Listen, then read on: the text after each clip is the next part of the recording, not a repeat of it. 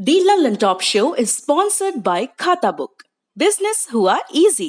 मैं बाद में दे दूं? देखिए, अब इनका शर्माने का दवा तो कोई है नहीं, लेकिन उधार वापस लाने का फार्मूला है। क्या? कैसे? खाता बुक डाउनलोड करिए, ये उधारी का रिमाइंडर भेजे और उधारी वापस लाए फटाफट। माथुर के पैसे आ गए। खाता बुक, बिजनेस हुआ इजी।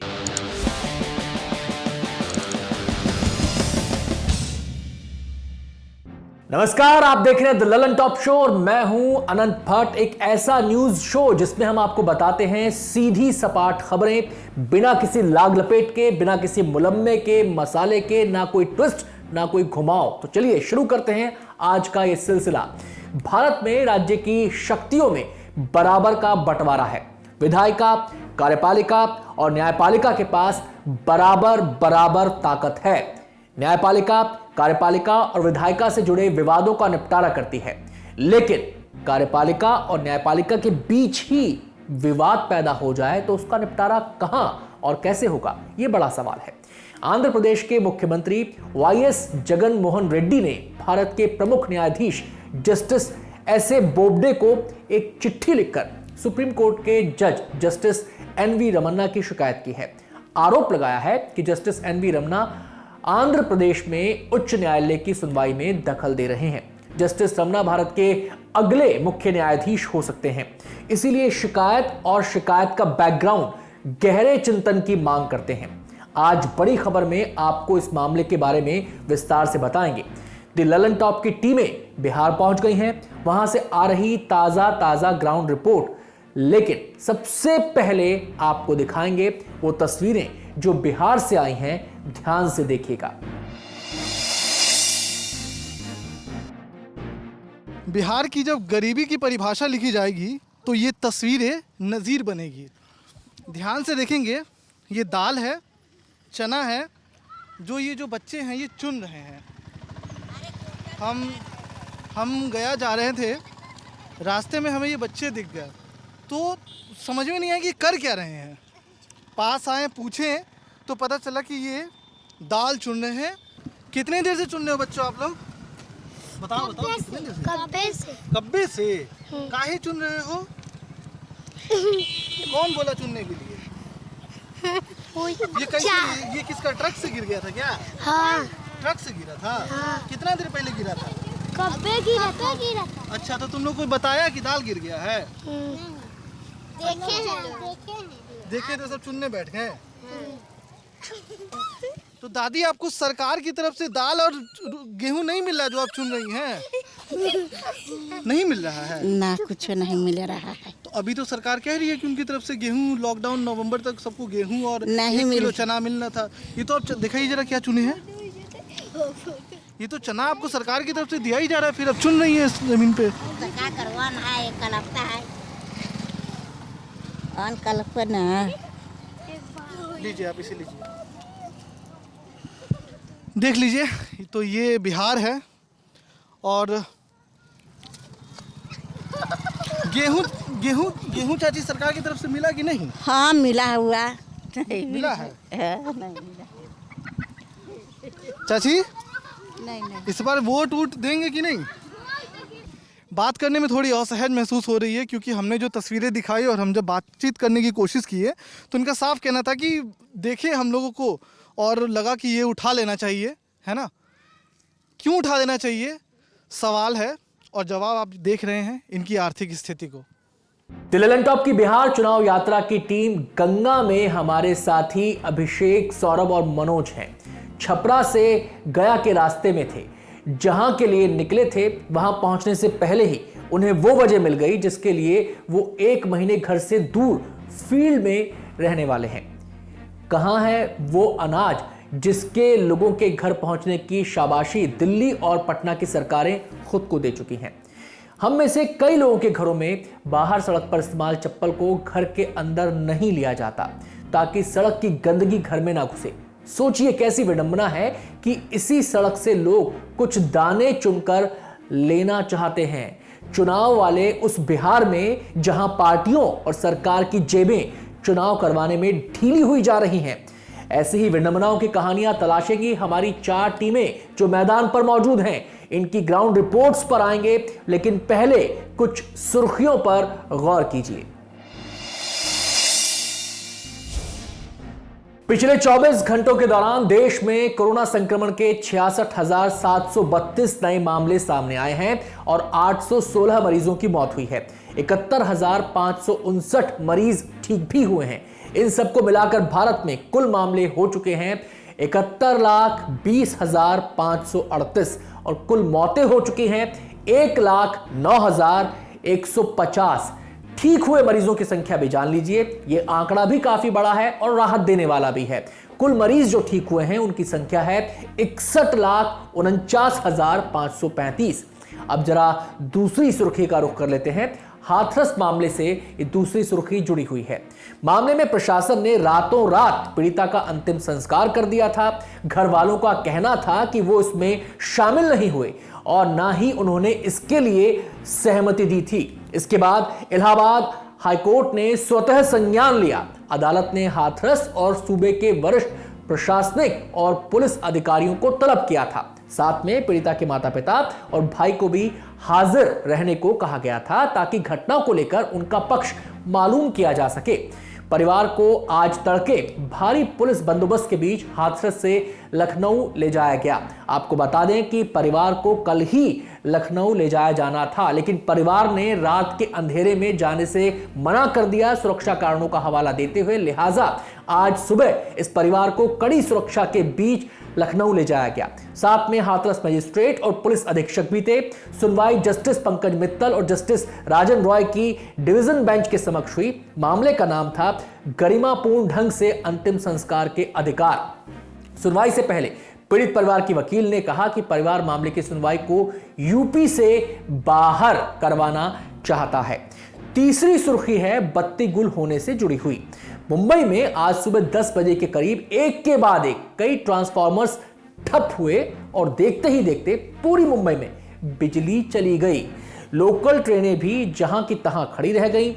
मुंबई में बिजली वितरण का काम टाटा पावर, अदानी और बेस्ट के पास है।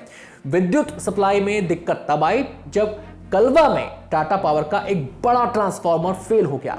मुंबई को छोड़कर शेष वेस्टर्न ग्रिड में बिजली आपूर्ति सामान्य रही। दोपहर तक रेल लाइनों समेत ज्यादातर इलाकों में आपूर्ति बहाल हो गई। महाराष्ट्र के मुख्यमंत्री उद्धव ठाकरे ने घटना में जांच के आदेश दे दिए हैं। आखिरी सुर्खी बनाई वित्त मंत्री निर्मला सीतारमण ने। उन्होंने आज मांग बढ़ाने के मकसद से सभी केंद्रीय कर्मचारियों के लिए एलटीसी कैश वाउचर स्कीम की घोषणा की है।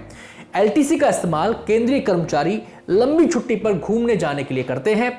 सरकार का तर्क है कि कोविड-19 के चलते ऐसा नहीं हो पा रहा, इसलिए कर्मचारियों को कैश वाउचर दिए जाएंगे। इसके तहत कर्मचारियों को 10 दिन की तनख्वाह और महंगाई भत्ता और टिकट के पैसे मिलेंगे। इसका इस्तेमाल उन्हें ऐसी किसी चीज को खरीदने के लिए करना होगा जिस पर कम से कम 12% जीएसटी लगता है। इसके लिए सिर्फ डिजिटल पेमेंट मान्य होगी। खरीद के बाद जीएसटी वाला बिल, ध्यान दीजिए, खरीद के बाद जीएसटी वाला बिल लगाना होगा। सरकार इस पर कुल 7,575 करोड़ रुपए खर्च करेगी। इसके अलावा सभी केंद्रीय कर्मचारियों को 10,000 रुपए के विशेष फेस्टिवल एडवांस के तौर पर मिलेंगे। कर्मचारियों को 10,000 रुपए का प्रीपेड रुपए कार्ड मिलेगा, जिसे 31 मार्च 2021 तक खर्च करना होगा। इस रकम को 10 किस्तों में लौटाया जा सकेगा। खास बात यह है कि ब्याज सरकार देगी, यानी आपको इसके लिए जिनको ये किस्त मिलेगी, जिनको ये पैसा मिलेगा, उनको ब्याज नहीं देना होगा इस किस्त पर। वित्त मंत्री ने राज्यों के लिए 12,000 करोड़ के कर्ज का भी ऐलान किया है। इस पर ब्याज नहीं लगेगा, इसे 50 साल में चुकाना होगा। यह पैसा भी राज्यों को 31 मार्च 2020 से पहले खर्च करना होगा। इसके अलावा सरकार अपने पास से 25,000 करोड़ रुपए इंफ्रास्ट्रक्चर पर खर्च करेगी। सरकार का अनुमान है कि पूरा पैसा बाजार में पहुंचेगा तो मांग पैदा होगी और अर्थव्यवस्था की गिरती हालत कुछ सुधरेगी। हाल ही में भारतीय रिजर्व बैंक ने साल 2020-21 के लिए अपना आकलन जारी किया है। इसके मुताबिक इस साल भारत की जीडीपी 9.5% सिकुड़ सकती है। अब चलते हैं दिन की बड़ी खबर की तरफ, जिसका जिक्र हमने सबसे पहले अपने शो की शुरुआत में ही किया था।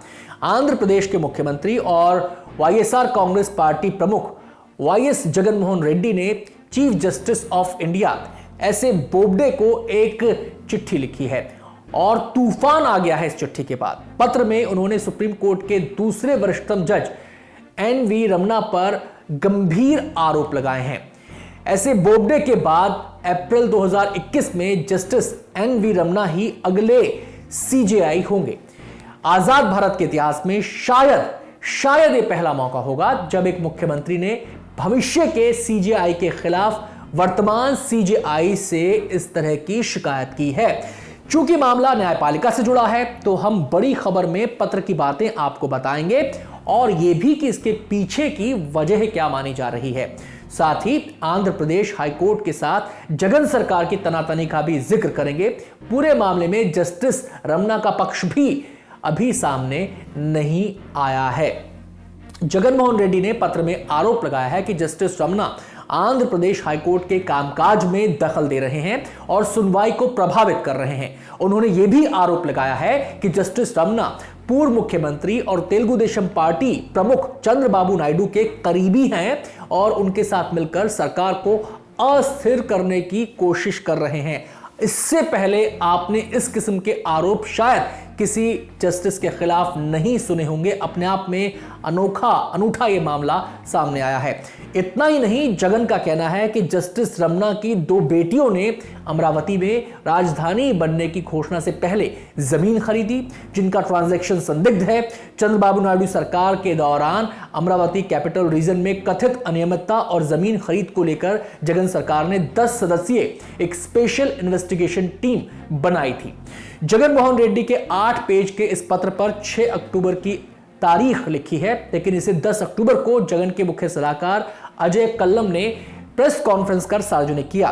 पहले प्रेस कॉन्फ्रेंस जगन खुद करने वाले थे, लेकिन अंत में अजय कल्लम को यह जिम्मेदारी सौंपी गई।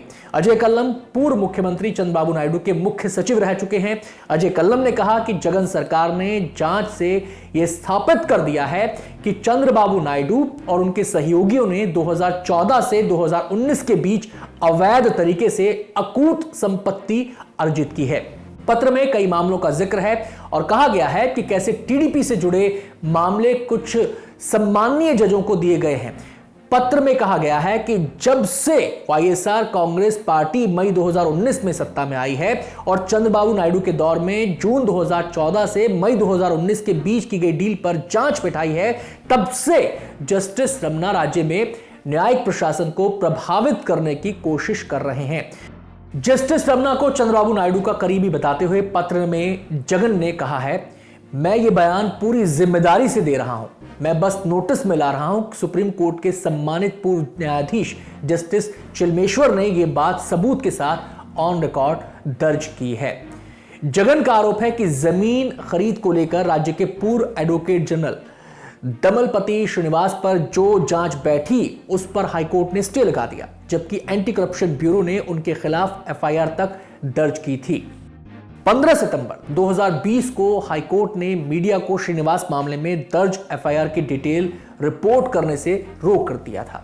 यह मामला अमरावती में जमीन खरीद से जुड़ा है। जगन ने पत्र के आखिर में सीजीआई से अपील की है कि ऐसे कदम उठाए जाएं ताकि राज्य की न्यायपालिका की तटस्थता बरकरार रहे। लेकिन ये पत्र अचानक क्यों आ गया, इसकी टाइमिंग भी देखने लायक है। इसके लिए आपको जगन से जुड़े एक मामले के फ्लैशबैक में चलना होगा। असल में जस्टिस रमन्ना नेताओं के खिलाफ लंबित पड़े आपराधिक मामलों को फास्ट ट्रैक करने की सुनवाई कर रहे हैं। 9 अक्टूबर को जगनमोहन रेड्डी के खिलाफ अनुपातहीन संपत्ति के एक मामले में उनकी बेंच ने न्यायिक प्रक्रिया फिर से शुरू करने का आदेश दिया।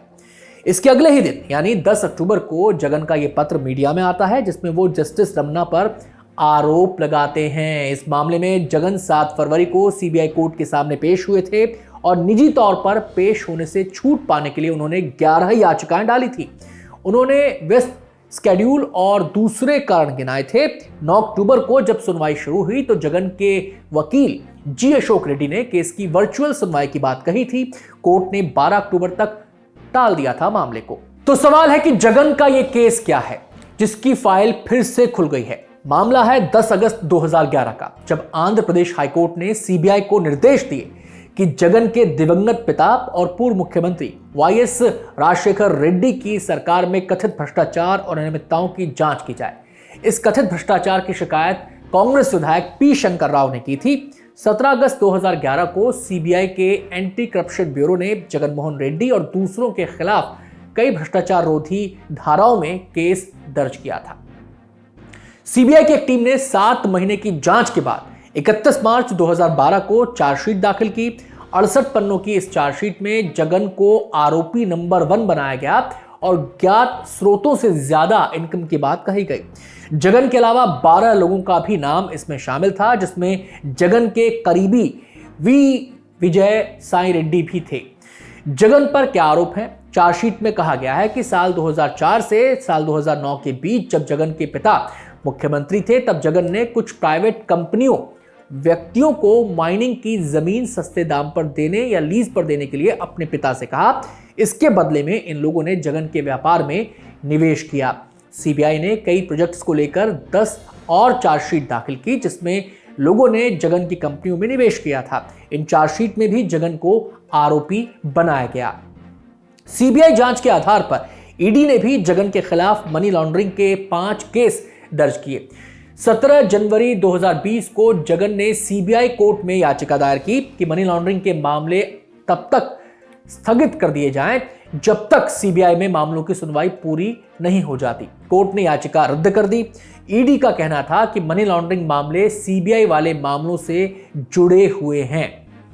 इसी बीच 2016 में वकील अश्वनी उपाध्याय सुप्रीम कोर्ट में एक याचिका डालते हैं कि जिन नेताओं पर आरोप सिद्ध हो चुके हैं, जो दोषी हो, उन पर बैन लगाया जाए और ऐसे मामलों को फास्ट ट्रैक किया जाए। तत्कालीन सीजेआई रंजन गोगोई इसकी सुनवाई कर रहे थे, जो नवंबर 2019 में रिटायर हो गए। इसके बाद मामला वर्तमान सीजेआई ऐसे बोबडे की बेंच के पास गया, जिन्होंने इसे जस्टिस रमन्ना की बेंच को सौंप दिया। रंजन गोगोई ने नवंबर 2017 में हर राज्य में लंबित मामलों के लिए स्पेशल कोर्ट बनाने का आदेश दिया था। ऐसी 12 कोर्ट देश भर में बनाई गई। जस्टिस रमन्ना की बेंच ने पहली बार 4 मार्च 2020 को मामला हाथ में लिया। 5 मार्च को बेंच ने देश भर के हाई कोर्ट को लंबित मामलों की डिटेल्स झाड़ने पोंछने को कहा। मतलब ये जानकारियां अपडेट करने की बात हुई। सुप्रीम कोर्ट ने यह भी जोड़ा कि हाई कोर्ट ये भी बताएं कि कब तक इन मामलों का निपटारा हो जाएगा। देश भर के हाई कोर्ट से डिटेल्स इकट्ठा की गई और सुप्रीम कोर्ट को बताया गया कि विधायकों, सांसदों के खिलाफ 4,442 केस लंबित हैं।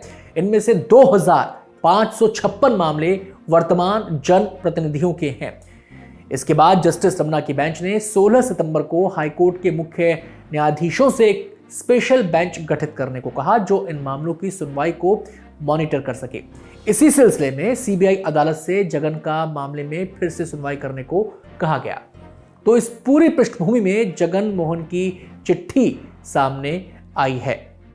द टेलीग्राफ अखबार ने न्यायपालिका के कई सूत्रों के हवाले से बताया है कि जस्टिस रमन्ना इसी वजह से जगन के टारगेट पर हैं, क्योंकि वो नेताओं के खिलाफ आपराधिक मामलों को लेकर आदेश दे रहे हैं। जगन खुद प्रिवेंशन ऑफ करप्शन एक्ट के तहत कई मामले झेल रहे हैं। जब वो विपक्ष में थे, तब जमानत मिलने से पहले वो अलग अलग मामलों में 16 महीने जेल में रहे थे। लेकिन ये पहली बार है जब जगन मोहन रेड्डी ने सीधे न्यायपालिका पर हमला किया हो। इससे पहले उनकी सरकार के नेता और मंत्री आंध्र प्रदेश हाईकोर्ट के खिलाफ बयान देते रहे हैं। असल में जब से जगन मोहन रेड्डी सत्ता में आए हैं, उनकी सरकार के कई फैसलों पर हाईकोर्ट ने रोक लगा दी है। इसे लेकर जगन सरकार में नाराजगी है। इसके कुछ उदाहरण भी आपको बताते हैं। पहले की चंद्रबाबू नायडू सरकार ने अमरावती को आंध्र प्रदेश की राजधानी बनाने का फैसला किया था, लेकिन जगन सरकार 3 राजधानी की योजना लेकर आई, विशाखापट्टनम, कुर्नूल और अमरावती। लेकिन प्रशासन के इस विकेंद्रीकरण पर हाईकोर्ट ने रोक लगा दी। करीब 90 याचिकाएं हाईकोर्ट में ऐसी थी जिन्होंने 3 राजधानी के प्रस्ताव का विरोध किया। फिलहाल आंध्र प्रदेश की 3 राजधानियां हैं। इसी साल की शुरुआत में हाईकोर्ट ने सरकार को निर्देश दिया था कि एन रमेश कुमार को राज्य चुनाव आयुक्त के तौर पर फिर से बहाल किया जाए, लेकिन जगन सरकार इस आदेश के खिलाफ सुप्रीम कोर्ट गई। सुप्रीम कोर्ट ने हाईकोर्ट के आदेश पर रोक लगाने से इनकार कर दिया। जगन सरकार स्थानीय निकायों में पिछड़ी जाति का कोटा 27% से बढ़ाकर 34% करना चाहती थी, जिसे हाईकोर्ट ने रोक दिया। कक्षा 1 से 6 के बीच सरकारी स्कूलों में अंग्रेजी माध्यम को अनिवार्य किए जाने के जगन सरकार के आदेश को भी हाईकोर्ट ने नामंजूर कर दिया। इसे कोर्ट ने असंवैधानिक और कई अनुच्छेदों का उल्लंघन बताया। इस पर भी राज्य सरकार सुप्रीम कोर्ट गई, लेकिन राहत नहीं मिली। हमने ये मामला आपको बताया। ये पूरा मामला लोकतंत्र के उस ढांचे पर सवाल खड़ा करता है जहां विधायिका, कार्यपालिका और न्यायपालिका एक दूसरे के लिए चेक एंड बैलेंस का काम करते हैं। वैसे भी कार्यपालिका बनाम न्यायपालिका की लड़ाई नई नहीं है, लेकिन इस तरह की चिट्ठीबाजी नई है। इससे पहले केंद्र के स्तर पर इंदिरा गांधी सरकार की न्यायपालिका से ठन चुकी है। अब जगन मोहन रेड्डी का मामला भी एक और क्लासिक उदाहरण के तौर पर दर्ज हो चुका है। दिल्ली ललन टॉप शो में अब वक्त है ग्राउंड रिपोर्ट्स का। पहली ग्राउंड रिपोर्ट है टीम गंगा की। सौरभ त्रिपाठी पहुंचे बिहार के पूर्व मुख्यमंत्री लालू प्रसाद यादव के गांव फुलवारिया, देखने नेताजी ने अपने इलाके में कैसा काम करवाया। वहां हमें मिल गए 2 नौजवान जो सवाल करते थे। नागरिक बनने के लिए यह आदत बहुत जरूरी है कि नेताओं से सवाल किए जाएं और बार बार किए जाएं। तो ऐसा कैसा रहा लालू के गांव के युवा का नेताजी से संवाद, सुनिए। तो इस बार क्या देख के वोट देने वाले हो? इस बार सर हमारे यहाँ कुछ विकास नहीं हुआ। हमारे यहाँ मंत्री जी भी हैं, लेकिन हमारे हथुआ में 0% विकास है। सिर्फ रोड बनवा देना ही विकास नहीं होता है। हमारे यहाँ पूरे गोपालगंज की भी अगर बात करते हैं, एक यूनिवर्सिटी नहीं है, एक मेडिकल कॉलेज नहीं है, एक इंजीनियरिंग कॉलेज नहीं है। हमारे यहाँ मंत्री हैं, उनका तो ये फ़र्ज़ बनता है कम से कम एक मेडिकल या एक इंजीनियरिंग या एक यूनिवर्सिटी दें। हम लोग को ग्रेजुएशन के लिए छपरा जाना पड़ता है। यहाँ से छपरा है लगभग 150 किलोमीटर। अब समझिए कि इसमें बच्चियाँ भी हैं, बच्चे भी हैं, जो भी जाते हैं कितना खर्चा पड़ता है। हमारा इस बार का मेन मुद्दा है कि गोपालगंज में एक यूनिवर्सिटी बनना चाहिए। पहले hashtag Gopalganj want university Twitter पे टॉप किया था पूरे बिहार में हम लोग। हाँ, आज को ट्रेंड करवाए थे हम लोग, उसका हम लोग भी हिस्सा थे। नेताजी से मिले नहीं? आपके यहाँ मंत्री हैं, पहले मास्क ऊपर करो जी। हाँ, मंत्री जी से मिले नहीं जाके? मंत्री जी से हम लोग मिलेंगे, मंत्री जी के यहाँ से कुछ 0 रिप्लाई आता है, कुछ और रिप्लाई नहीं देते हैं। क्या कहते हैं? क्या नाम है तुम्हारा? नितेश पांडे नाम है मेरा। क्या करते हो? मैं पढ़ाई करता हूँ। क्या पढ़ाई कर रहे हो? इंटर में एडमिशन है। इंटर में एडमिशन लिया। बताओ क्या बता रहे थे मंत्री जी? क्या जी बोल रहे हैं, मैं मंत्री जी के पास एक बार गया था, जो आधार कार्ड बन रहा है उस पर साइन मोहर कराने के लिए। तो हम उनसे पूछे कि मेरे गाँव में ना रोड है ना नल जल है, वो भी बना है, वो भी सक्सेसफुल नहीं हुआ है। तो बोले हैं कि अब हमको जिताने का बारी आया है। तो मैं बोला कि 15 साल से आप ही को जिता रहा हूँ, तो अभी नहीं किए, तो आपको फिर किस बेस पे हम जिताएं? मेरा अंदर का मन आपको जिताने का नहीं मांग रहा है। तो मंत्री जी बोले कि एक बार और जिताइए, उसके बाद फिर हम आपका सड़क करेंगे। तो वो बोले कि हम बोले कि नहीं, अब आपको जिताने का मन नहीं है, आप आधार कार्ड पर साइन करें या नहीं करें, ये आपकी बात बनती है, करे या नहीं करे। तो मंत्री जी साइन कर दे, हम चले। जब हम हमारे गाँव में एक इससे पहले आए थे, पिछले साल में मंत्री जी हमारे गांव में, तो मैं उनसे बोला कि आप मेरे गांव के साइड में ही गाड़ी लगा दीजिए, आप पैदल चलिए। तो पैदल वो मंत्री जब आए तो देखे रोड का विकास नहीं हुआ, तो बोले कि हम बनवा देंगे। तो मैं बोला कब तक बनेगा? तो बोले कि 2 साल में 3 साल में बन जाएगा। तो 2 साल 3 साल का एक बार तो हम लोग बहकाए में आ गए थे, दूसरे बार लालू जी से गठबंधन हुआ था तो हम लोग दिए वोट। इस बार हम लोग यहाँ का विधायक को चेंज करना चाहते हैं। विधायक को चेंज करके मानेंगे? आपकी ये बात अच्छी लगी मुझको कि पहले आधार कार्ड में साइन करवाने गए, तब मंत्री जी सवाल पूछे, मंत्री जी गांव में आए, तब आपने फिर सवाल पूछा। ये अच्छी बात है, नौजवानों को सवाल पूछते रहने चाहिए। बिहार चुनाव पर आपकी नजर है तो आपको वो हंगामेदार प्रेस कॉन्फ्रेंस याद होगी जिसमें विकासशील इंसान पार्टी के मुखिया मुकेश सहनी ने बीच प्रेस कॉन्फ्रेंस में राष्ट्रीय जनता दल और दूसरी पार्टियों के महागठबंधन को छोड़ने का ऐलान कर दिया था। नहीं याद आया तो एक बार फिर से देख लीजिए। अभी जो हमारे साथ जो हो रहा है, कहीं ना कहीं पीठ में खंजर भोगने का काम किया जा रहा है।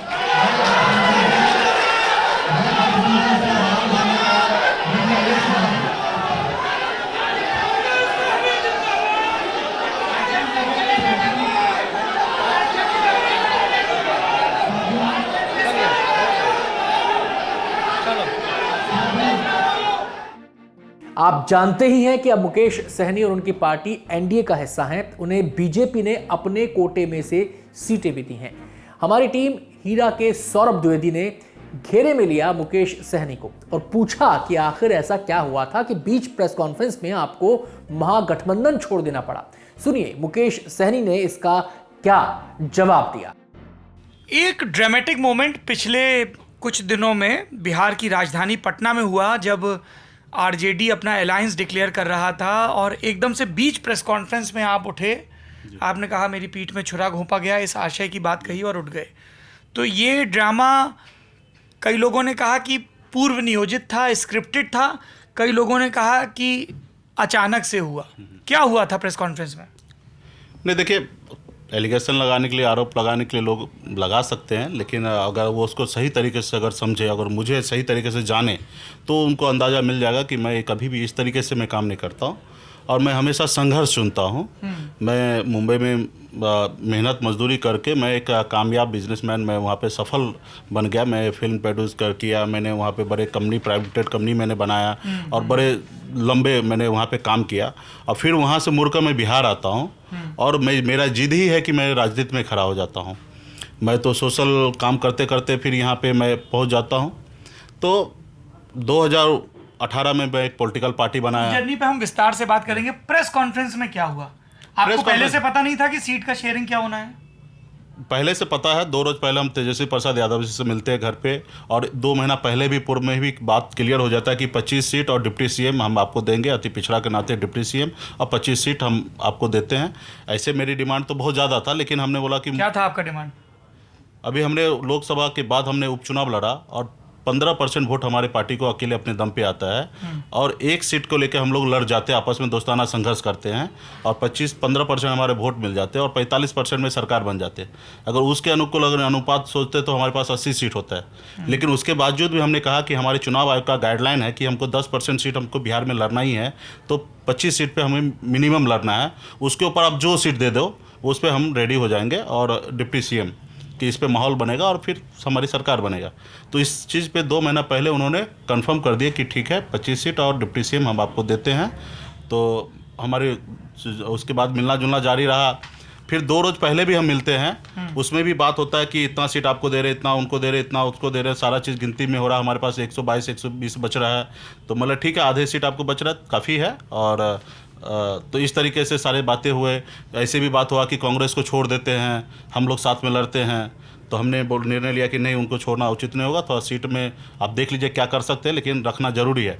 तो ये सारी चीज़ें हमसे डिस्कशन भी कर रहे थे। सारी चीज़ हमें यहाँ तक है कि आप मायावती से बात कीजिए, उनको ले लेते हैं और कांग्रेस को छोड़ देते हैं।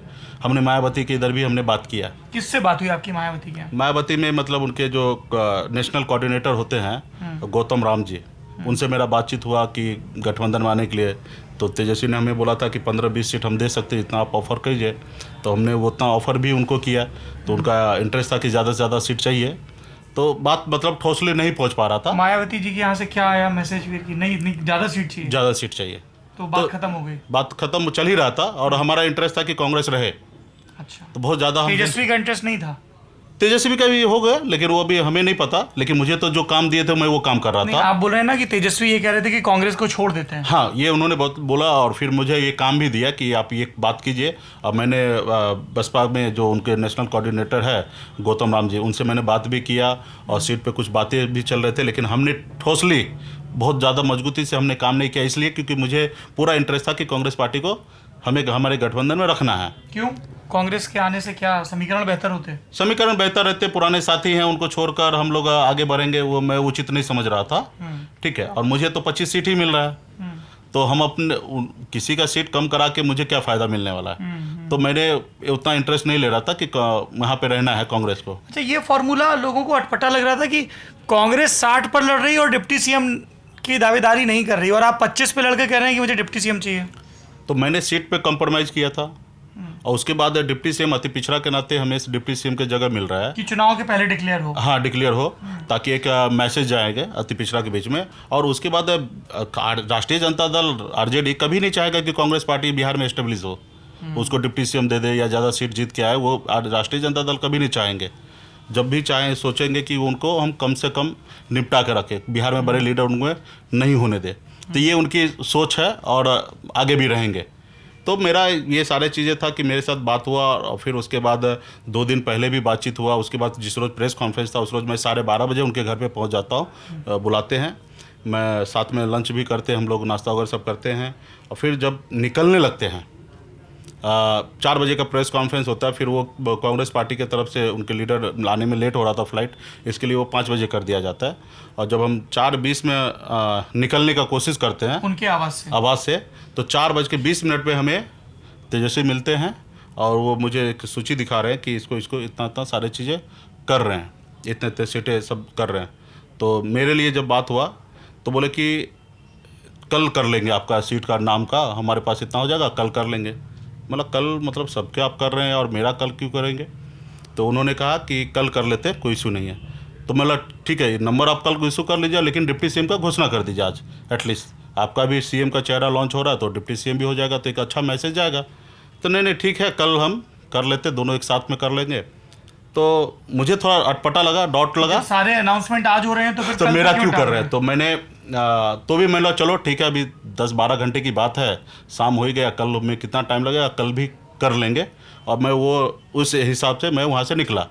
लेकिन मेरे मन में 50 तरह के सवाल चल रहे थे, उससे पहले भी चल रहे थे, क्योंकि मैंने सिमरी बख्तियारपुर में 15% वोट लाया और अति पिछड़ा वोट मेरे पास आने के कारण क्या हुआ, वहाँ पे एनडीए चुनाव हार जाते हैं और आरजेडी अपने दम पे चुनाव जीत जाते हैं।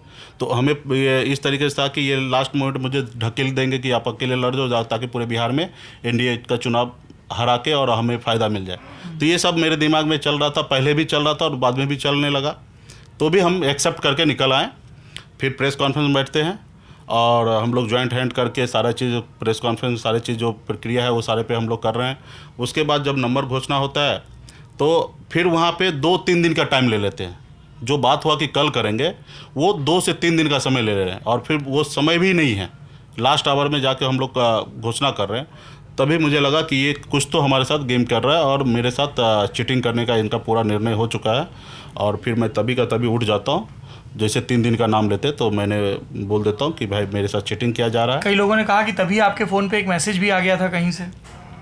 नहीं ऐसी बात नहीं है। और हाँ, बहुत सारे पॉलिटिकल पार्टी के लोगों को का फ़ोन आने लगा, धन्यवाद दे रहे हैं कि आपने बहुत मर्द वाला आपने काम किया। हमारे पार्टी के भी टॉप लीडरशिप जितने भी लोग हैं, सारे लोग हमें धन्यवाद दे रहे हैं कि आपने जगह पे डिसीजन किया, ये आपके साथ गद्दारी कर रहा था, समथिंग सारी चीज़ लोग बोल रहे थे। द ललन टॉप शो में आज के लिए इतना ही। चलते चलते आपको सुनाते हैं निदा फाजली का कलाम, जो कहते थे वो सूफी का कौल हो या पंडित का ज्ञान, जितनी बीते आप पर उतना ही सच मान। उनका आज जन्मदिन है। निदा फाजली को उनकी गज़ल कभी किसी को मुकम्मल जहां नहीं मिलता के लिए भी जाना जाता है।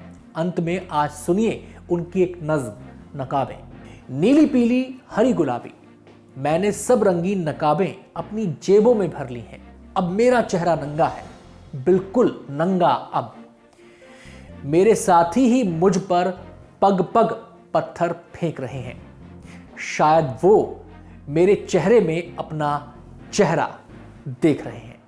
द ललन टॉप शो में आज के लिए इतना ही। कल आपसे फिर मुलाकात होगी, तब तक के लिए नमस्ते। घुटना, कंधा या कमर, चाहे जैसा हो दर्द, डॉक्टर ऑर्थो आपको देता है दर्द से पूरी आजादी, एक भरपूर जिंदगी।